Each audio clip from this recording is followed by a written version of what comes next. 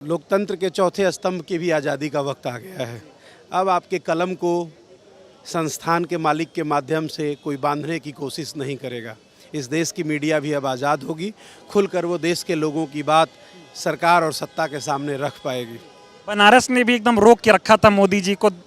रोक के नहीं रखा था, बनारस ने एक उदाहरण प्रस्तुत किया कि अगर देश के प्रधानमंत्री जिनको भारतीय जनता पार्टी, उनका आईटी सेल और उनका सो कॉल्ड गोदी मीडिया विश्व का सबसे लोकप्रिय नेता बताने की कोशिश कर रहा है, और वो जो इस बात का दंभ भरते हैं कि माँ गंगा ने मुझे बुलाया है, वो मुश्किल से हारते हारते 1.5 लाख वोटों से जीते हैं। और रही बात यह कि इस देश की जनता ने संविधान बचाने के लिए वोट दिया, संविधान को सुरक्षित करने के लिए वोट दिया, क्योंकि जो संविधान ने हमारे को अधिकार दिया था कि हम एक दूसरे के बराबर कम से कम सोच सके, हमारे जीने का अधिकार, हमारे बोलने का अधिकार, उसको सुरक्षित करने के लिए देश की जनता ने वोट दिया। एक और बात पूछूंगा, मैं आपके पास आ रहा हूँ, सवाल इसलिए पूछ रहा हूँ कि जब इंडिया गठबंधन बन रहा था तो मोदी जी ने पहली बात तो इस इंडिया गठबंधन को घमंडिया कहा, तो क्या लगता है घमंडिया ने घमंड तोड़ दिया क्या?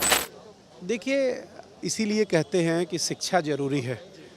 बाप दादा हमारे जो पूर्वज थे, उनकी एक कहावत होती थी कि बच्चे को या तो शहर में बसा दीजिए या उसको पढ़ा दीजिए। अगर शिक्षा नरेंद्र मोदी जी के पास असली वाली होती तो वो प्रधानमंत्री के पद पे बैठ के पहली बात ये विपक्ष के नेताओं के लिए ऐसा शब्द नहीं कहते। विपक्ष के नेताओं के लिए उन्होंने जितने शब्दावली का उपयोग इस चुनाव के अंदर किया है, शायद देश की जनता को या पूरे विश्व को लगा कि सर्वोच्च गरिमा पे बैठे हुए व्यक्ति के लिए ये भाषा शायद नहीं है।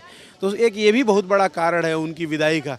पद पे बैठा हुआ व्यक्ति को पद स्वयं की अगर गरिमा न भी हो, स्वयं की डिग्री अगर नकली हो और आधी अधूरी हो, तो भी पद की गरिमा का ध्यान रखते हुए शब्दावली को चूज करना चाहिए। देश की संसद में मोदी जी ने कहा था, छाती ठोक कर कहा था कि एक अकेला सब पर भारी है। जनता ने वो जनादेश दिया कि एक अकेला बहुमत नहीं ला पा। देखिए, प्रधानमंत्री जी अक्सर इस बात को कहते हैं, शायद उन्होंने अपने आप को अविनाशी कहा। नरेंद्र मोदी जी जिन्होंने 2014 में कहा था कि मैं आपका बेटा हूं, 2019 में उन्होंने कहा मैं आपका चौकीदार हूं, 2024 में उन्होंने स्वयं को अविनाशी मतलब स्वयं को भगवान बना लिया। तो नरेंद्र मोदी जी की अब चर्चा करना बेकार है। एक तानाशाही युग का अंत हुआ,